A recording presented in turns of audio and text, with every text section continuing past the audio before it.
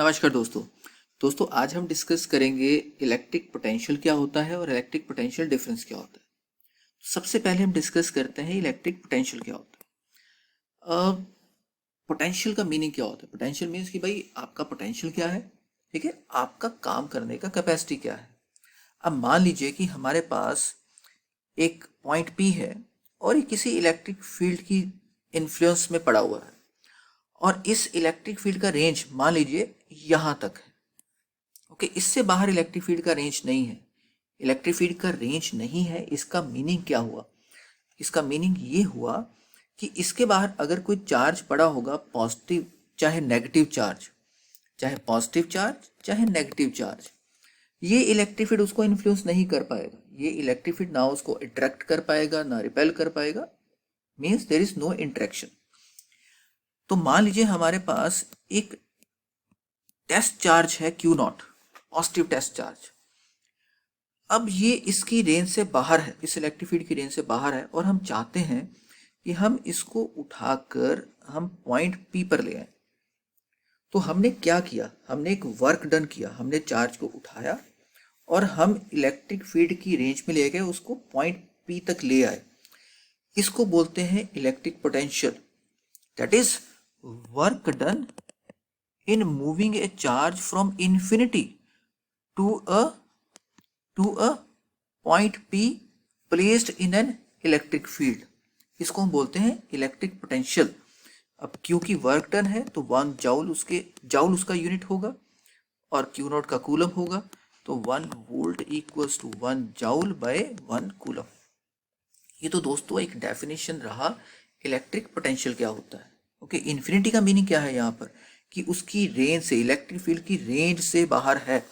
जैसे अगर मैं बोलूँ कि आपके पास एक मैग्नेट है, ठीक है, साउथ पोल नॉर्थ पोल है और ये यहाँ पर एक आयरन पीस पड़ा हुआ है।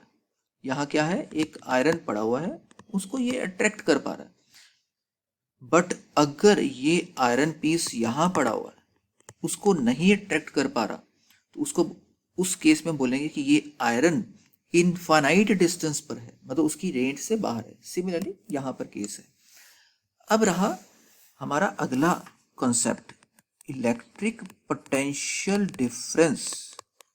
इलेक्ट्रिक पोटेंशियल डिफरेंस, अब इसका मीनिंग क्या होगा? अब इसका मीनिंग समझने के लिए सबसे पहले हम एक थोड़ा सा डिस्कस करते हैं एक कॉन्सेप्ट पोटेंशियल एनर्जी का। आप सबने पढ़ा हुआ है कि पोटेंशियल एनर्जी क्या होती है? Energy due to position, due to height, due to orientation, ठीक है। काइनेटिक एनर्जी क्या होती है? Due to motion. अब ये एक टेबल है, इस टेबल पे एक टॉय पड़ा हुआ है। इस टेबल पे एक टॉय है जो मूविंग टॉय है। मान लीजिए उसकी कोई व्हील है और एक बच्चा है घर पे उसके साथ खेल रहा है। अब ये टॉय का पोजीशन क्या है? हाई पोजीशन है। इट मीन्स इसका क्या है? हाई पोटेंशियल एनर्जी है। अब ये टॉय मूविंग टॉय है, तो बच्चा खेलते खेलते इससे क्या हुआ? धक्का लग गया और ये टॉय नीचे गिर गया। अब कहाँ पे आ गया? ये लो पोटेंशियल एनर्जी की पोजीशन पर आ गया। सिमिलरली हमारे घर पे जो वायर्स होती हैं, जो अप्लायंसेस चलते हैं, वो क्या है कि हमारे पास ये एक सेल है, पॉजिटिव नेगेटिव टर्मिनल है। ये हमारे पास यहाँ पर एक बल्ब है, ये ऐसे जुड़ा हुआ है। सेल का ये सिंबल की जगह मैं ऐसा भी सिंबल डाल सकता हूँ, ठीक है। ये वाला सिंबल भी डाला जा सकता है। जो लंबे वाली लाइन है पॉजिटिव को रिप्रेजेंट करती है, जो ये वाली लाइन है वो नेगेटिव को रिप्रेजेंट करती है। अब क्या हो रहा है कि भाई नेगेटिव है, वायर के अंदर क्या है? क्योंकि मेटेलिक वायर्स है तो इलेक्ट्रॉन्स हैं, तो अलग अलग इलेक्ट्रॉन्स हैं। जो इलेक्ट्रॉन्स मैं पोजीशन यहाँ पे शो कर देता हूँ।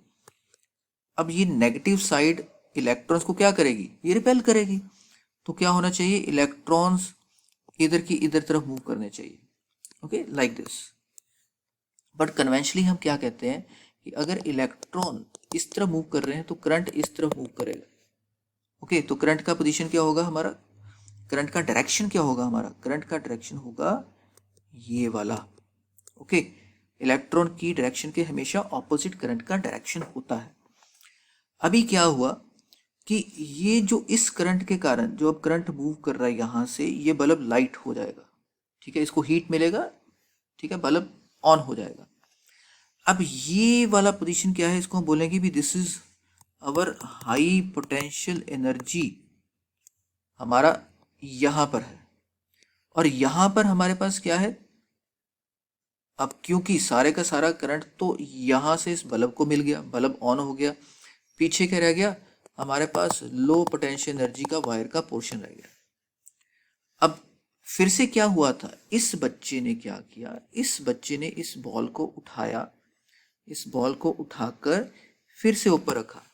ये सेल क्या काम करेगा, ये सेल केमिकल रिएक्शन करेगा, फिर से वो जो हमारे पास लो पोटेंशियल एनर्जी हो गया था, और यहां से इलेक्ट्रॉन्स, ठीक है, यहां से हमारे पास क्या है, मूवमेंट इस तरफ करंट का फिर से शुरुआत करवाएगा। कौन करवाएगा, ये सेल का अंदर जो केमिकल रिएक्शन हो रहा है उसके कारण क्या होगा, अंदर हमारे पास करंट फिर से मूव करना शुरू कर देगा, फिर से इस वायर के अंदर करंट आएगा जिसके कारण ये बल्ब ग्लो करेगा।